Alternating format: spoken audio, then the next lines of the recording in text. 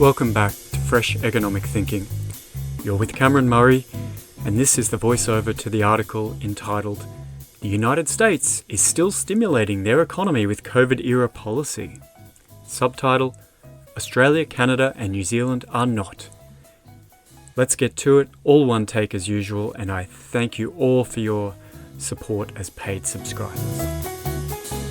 The economic performance of the United States in the past year has been exceptional, compared to Australia, Canada and New Zealand. Here's why. They are still stimulating their economy with COVID-era monetary policy because of their unique mortgage market with 30-year fixed interest rates. Manipulating the price of mortgages and via this housing investment and prices is the main way we manage the macroeconomy. We call it monetary policy. The basic economic idea is that we need households to spend more, and one way to relax the budget constraint of households is to lower interest rates. Doing so reduces mortgage payments for some households and financing costs for buying new homes and cars and other durable goods for all households. This extra spending stimulates economic production activity.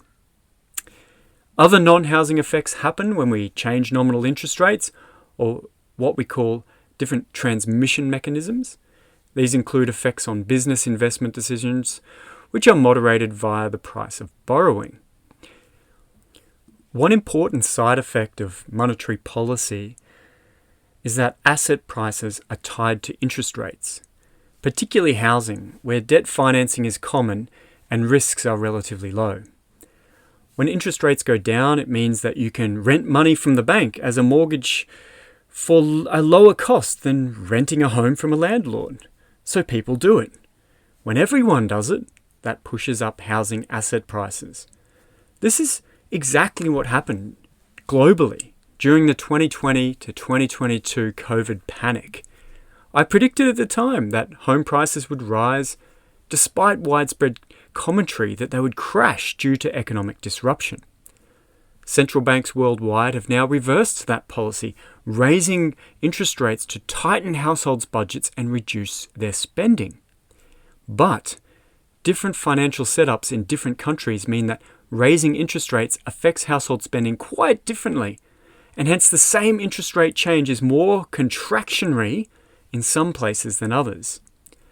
This is why currently there is such an economic boom in the United States, more so than peer nations with similar monetary policy settings. The difference is the 30-year fixed rate mortgage. When interest rates are lowered, existing mortgage holders can refinance at lower interest rates, which relaxes the budget constraint of households in the United States, as it does in Australia with our variable rate mortgages. But when interest rates are raised, this does not constrain the budgets of existing mortgage holders whose repayments are unchanged because of the long-term fixed rates. There is an asymmetry in monetary policy transmission in the United States that doesn't exist in Australia, or for that matter as much in New Zealand and Canada.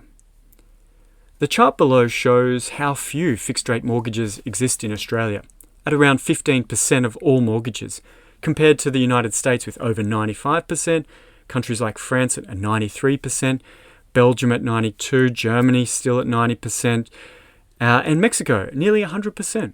That was a lesson for me there. Australian fixed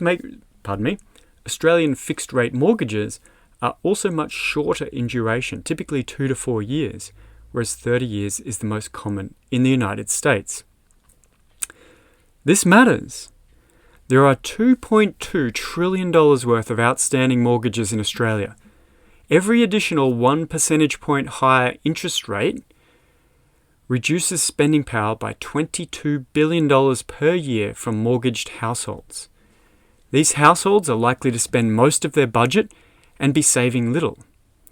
That 1 percentage point higher interest rate gives back most of the amount to bank deposit holders, but these households are holding long-term deposits because they want to save money, not spend it.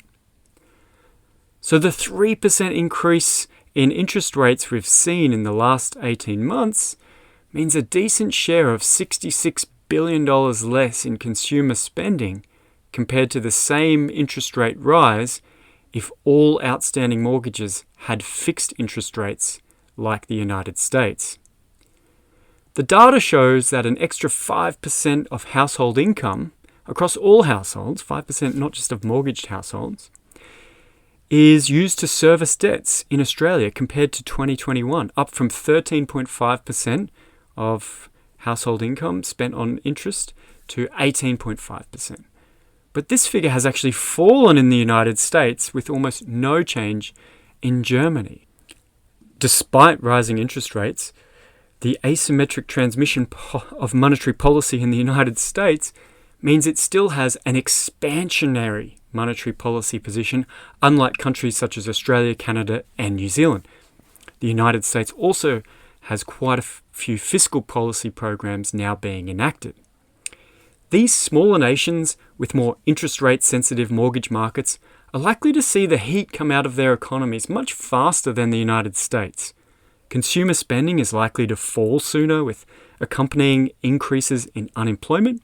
Perhaps this will lead to lower domestic inflationary pressures. What then?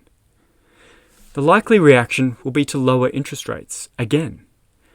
One risk, however, is that if these small nations start lowering their interest rates, their currency values will decline as traders seek to hold more US dollars relative to low interest rate currencies.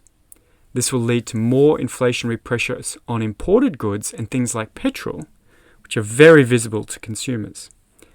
An alternative is to use more fiscal policy, perhaps build some public housing, but fiscal policy can be slow. Cash grants are a faster alternative to relax the budget constraint of households. Whatever we do, these differences in how each country's economy reacts to the same policy settings matter in understanding economic trends. They also matter when thinking about how to manage macroeconomic cycles as a small nation in a globally connected economy, where one of the major economies has an asymmetric transmission of monetary policy relative to its peers. Thanks for listening. There's a final note here to check out an old Fresh Economic Thinking article entitled Mysteries of Inflation Measurement. That article explains important differences in how inflation is measured in Australia versus the United States, which is also very relevant. Thanks for your support and thanks for listening.